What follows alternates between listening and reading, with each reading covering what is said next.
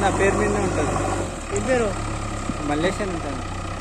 ఎన్ని ఉన్నాయి, ఎన్ని సబ్స్క్రైబర్స్ ఉన్నాయి?